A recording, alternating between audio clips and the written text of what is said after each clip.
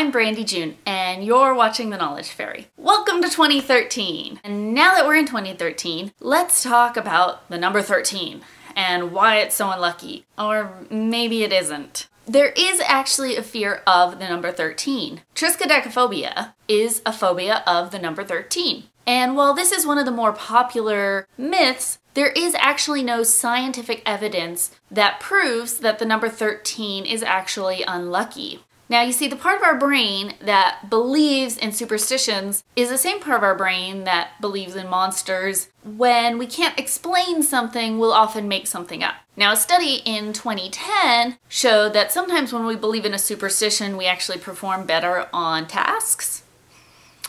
Now, paraskedectotriphobia, try saying that 5 times fast, is a fear of Friday the 13th. And it's estimated 17 to 21 million people in the US have this fear, and it ranges from mild anxiety to full-blown panic attacks. Where did this fear of the 13th come from? No one can say for certain, but there are a lot of examples in history.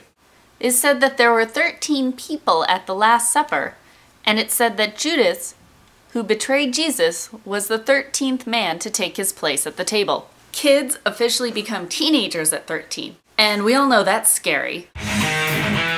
Well, maybe not so much. In ancient Roman times, it was believed that witches gathered in groups of 12, and the 13th was the devil. Hey, what's up? Like an apple? Oh, thank you. Hey, wait a sec. Oh, don't worry, it's delicious. Okay. Forbiddenly delicious. Thank goodness it's Friday. Yeah, there was a mass arrest of Knights Templars and there's an execution scheduled for Friday, October 13th, 1307. So I'm going to need you to file some hanging reports and paperwork. But that's today. Yeah, I'm going to need you to stay late. Yeah.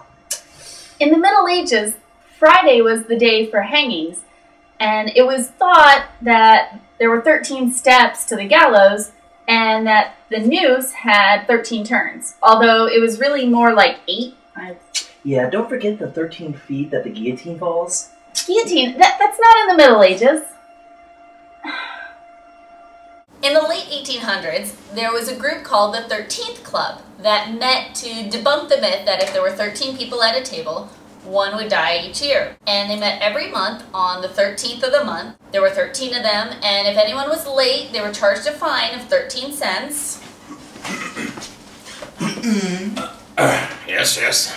Sorry I'm late. And the members included 5 U.S. presidents. Including Theodore Roosevelt. And Chester A. Arthur. And we did crazy things. We were so confident in ourselves. We would spill salt all over the table and not throw any of it over our shoulders. And now may not be a good time to mention that 2 of the U.S. presidents were shot, one of which was fatal. I'm a sworn Or that Chester A. Arthur only became president because he was vice president at the time President Garfield was assassinated. Sweet, I'm president. Cheers. What, too soon? It was in 1881, guys. Now, there are a lot more examples of why 13 is considered unlucky. But since it's already 2013, let's maybe consider some cures for triskaidekaphobia. Now, some ancient cures involved climbing to the top of a mountain or skyscraper and burning all your socks with holes in them. Or you could stand on your head and eat a piece of gristle. But if those cures don't appeal to you, maybe you should take the advice of Donald Dosey, founder of the Stress Management Center and Phobia Institute of Asheville, North Carolina. Of triskaidekaphobes, he says, they haven't lost their mind, they've lost control of their mind. They need to realize that they have the ability to create much of their own good and bad luck. You can take control of how you live your life, just like how Reverend Charles Reynolds did when he ran an ad in the newspaper in 1913. Because I don't think that Friday the 13th is unlucky, especially here in June 1913, I offer my services to wed any young couple that wishes to do so, free of charge. You may now kiss the bride.